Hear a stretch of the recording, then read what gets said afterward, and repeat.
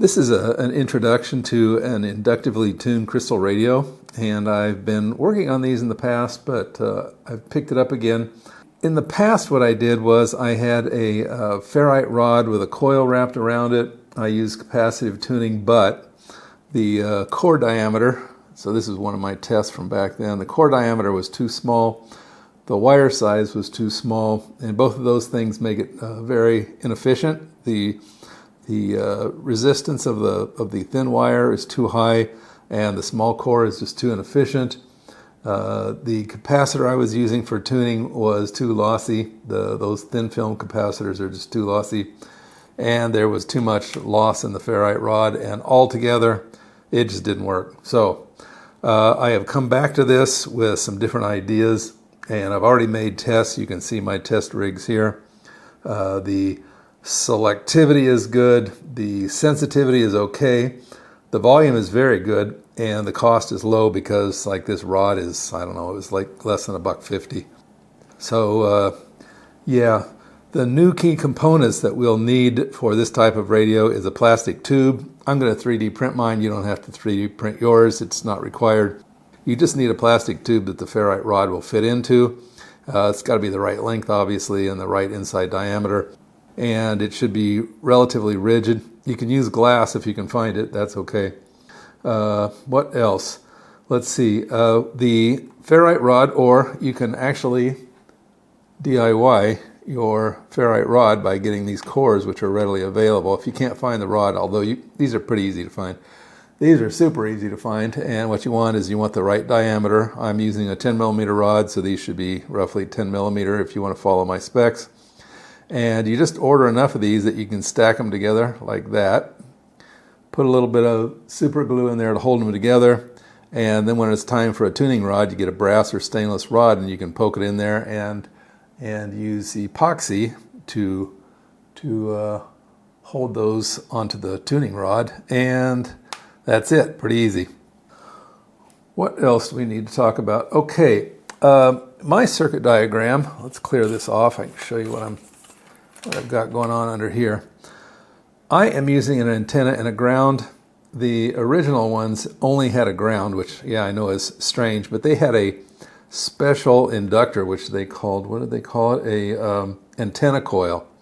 And I had one as a kid. I had the satellite version. It's called a satellite radio, and it was a little ball and it had some springs sticking off of it and whatever. And it only had a single clip for ground. It would receive the 2 loudest stations in town, but that was it. And yeah, it was not great. It was good, but it was not great. The original also had 3 connections on the coil, and I'm not quite sure what they were doing there. I think one of them was just a connection, so they had something to solder the earphone to and the resistor. Let's see, what else is on my notes? I forgot to talk about some important things, so let me add it in here. Those are the coils and why they look like they look. You'll notice that some are shorter, some have a base on them. Some of them have the windings in a shorter distance here. This one is clearly longer, it goes out to here. This one's even longer yet. This is a blank one, so you can see underneath that. And then this is Litz wire, and you can see that that is much lighter. So these are each 100 turns. And this is only 85 turns because Litz is more efficient. Let's see. Let's talk about the length of the coil here. And what I have found is that if you have a longer coil length, it is easier to tune because on these, the tuning distance for a station will be much shorter than here. Here it may be like, a centimeter long, and here it'll be like a few millimeters.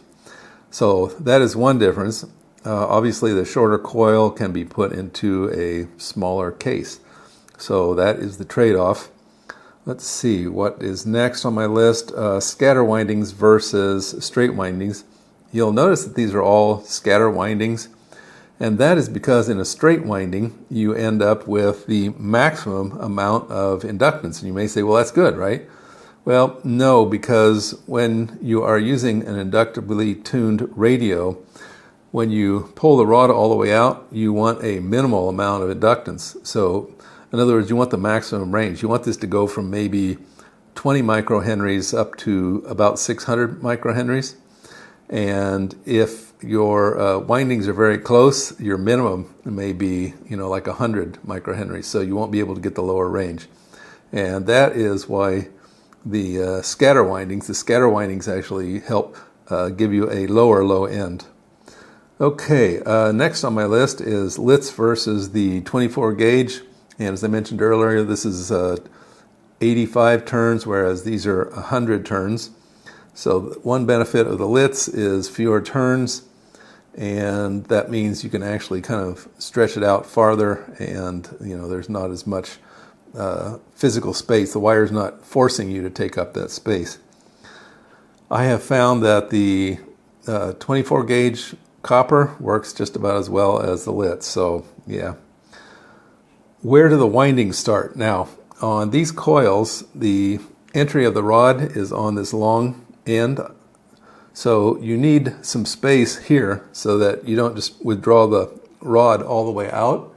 You have to have it left in here, otherwise you just pull it out and it falls out, right? So this end is just, this little short end is just supported. That's a support end. And this end, of course, is supported, but it's also where the rod rests when it's all the way withdrawn from the coil. Okay, so we covered that one. They have been stabilized with glue and thread. You'll notice that I have wrapped thread. Yes, there's tape on there, but the tape has been secured with thread, and thread. And that is to keep the coils from loosening up over time, moving around, shifting around, and changing your inductance.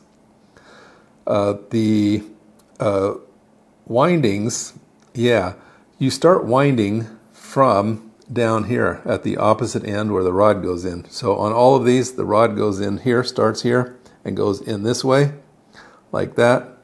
And you'll notice that the leads are all down here at the opposite end. That is because of the design of my cases for these. So they will be at the opposite end of where the rod enters the coil case, the coil core rather. Okay, so those are the details. Can't think of anything else right now. So let's get back to our regularly scheduled program. And finally, as I mentioned earlier, my goal is to recreate some of the classic crystal radios, the rocket crystal radio, the the satellite crystal radio, and some of these other designs they had. And so that's what these coils are going to be used in, and hence the different designs for them. Are you going to need a rocket or whatever to create this type of crystal radio? And the answer is no. You can actually just mount one of these to a piece of wood and run your inductor in and out of it, and you will have a perfectly working inductive radio. You don't need the fancy outer casing or anything like that. So this is kind of a radio that will work for everybody. I'm going to go in the direction of recreating the classics. I'm also later going to create one that's just like an inductor-tuned radio on a piece of wood for a base. Okay, so that's the plan. And well, that's it for today's video. I need to get back to working on those and finish up my plans, and I will see you then.